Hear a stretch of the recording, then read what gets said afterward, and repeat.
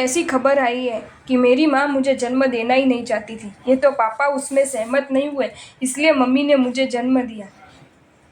सतत मम्मी का खून कर देने के विचार आते हैं। दृष्टि, तुम्हारा आक्रोश मैं समझ सकता हूँ। खुद की सगी जनेता ही तुम्हें इस धरती पर आने देना नहीं चाहती थी। इस वास्तविकता को जान लेने के बाद किसी भी संतान के मन में बदले की जो भावना जगे, वह भावना अभी तुम्हारे मन में जग गई हो तो उसमें मुझे कोई आश्चर्य नहीं होता। इसके बावजूद मुझे तुम्हें क्रिकेट का एक नियम याद दिलाना है। गेंदबाजी करे गेंदबाज की गेंद को खेलने में मान लो कि बल्लेबाज गलती कर बैठा और गेंद बल्ले पर जाने की बजाय सीधी स्टंप पर गई। प्रतिस्पर्धी खिलाड़ियों ने अंपायर से जोरदार अपील कर दी। इतना ही नहीं, स्टेडियम में बैठे दर्शकों ने भी मान लिया कि अंपायर की उंगली अभी ऊपर हो ही जाने वाली है।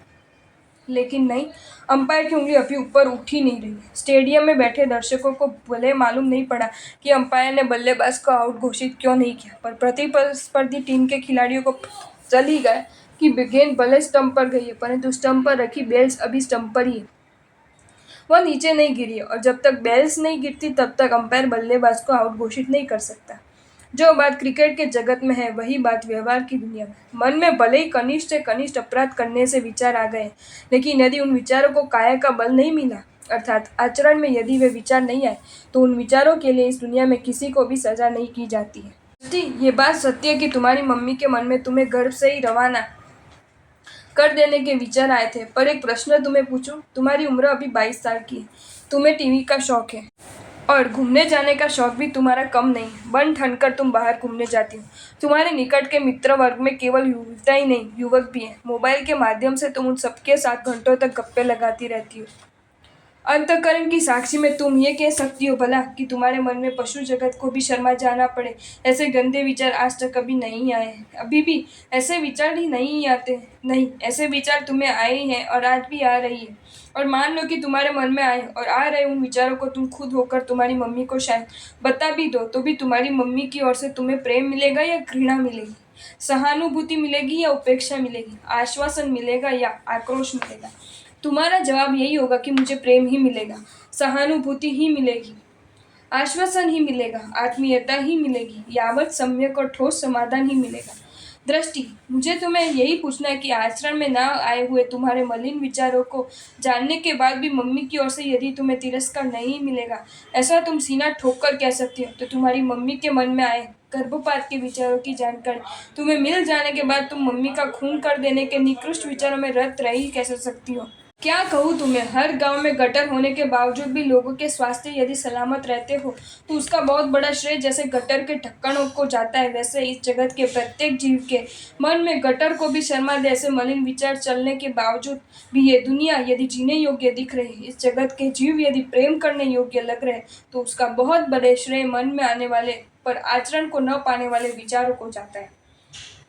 गैर तलब ही कि गांव में गटर हो ही नहीं हो ये तो अच्छा ही है, परंतु गटर यदि है तो भी उस पर गटर पर ढक्कन तो होना ही चाहिए, क्योंकि खुली गटर तो पूरे गांव के स्वास्थ्य के लिए खतरनाक सिद्ध हो सकती है।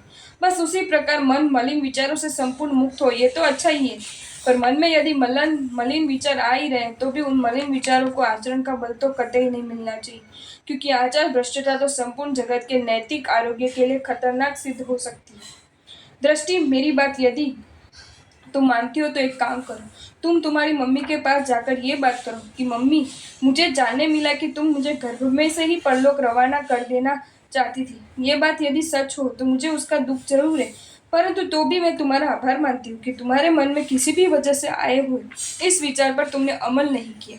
लेकिन मेरी एक बात तुम ध्यान से सुन लो कि आज मैं आनंदित इसलिए हूँ कि जीवन तो मिल गया, पर प्राप्त इस जीवन को सद्गुणों से और सत्कार्यों से मैं ऐसा सुवासित बना देने वाली हूँ कि जिसे देखकर तुम्हें भी मुझे जन्म देने के लिए, गर्भपात न कराने के लिए आनंद ही आनंद होना है। दृष्टि, तुम मम्मी का खून कर देने के निमित्तम कक्षा के विचारों से मुक्त हो जाओ, इतना ही नहीं चाहता, बल्कि जो अनमोल जीवन आज तुम्हें प्राप्त है उसे तुम ऐसा जीकर दिखाओ कि आने वाले कल में दुनिया तुमसे पूछने लगे कि दृष्टि, तुम बेटी किसकी हो, किस धन्य माता की कोख से तुम्हारा जन्म हुआ है। ये मैं चाहता हूँ। तुम सोचोगे कि गुरुदेव के पास मैंने बात किस समस्या की थी और गुरुदेव मुझे समाधान क्या दे रहे, किंतु परमात्मा महावीर देव का मैं साधु हूँ। प्रभु के वचनों की जो मामूली पूंजी मेरे पास है उससे मैं ये समझाऊं कि प्रिय बनना हमारे वश में नहीं होता, तो भी पात्र बने रहने तो हमारे हाथों में ही है। बस इन वचनों को आंखों के समक्ष रखकर ही मैंने तुम्हें पत्र में यह समाधान दिया। मुझे पूर्ण विश्वास है कि संस्कारी परिवार में जिसकी परवरिश हुई है, ऐसी तुम इस समाधान को खुशी खुशी स्वीकार करके तुम्हारी मम्मी की प्यारी बेटी बनकर ही रहोगी। आपको ये वीडियो अच्छा लगा हो तो इसे लाइक करें और शेयर करें, और ऐसे ही नए नए वीडियोज़ देखने के लिए सब्सक्राइब करें हमारी channel Jain facts and stories को।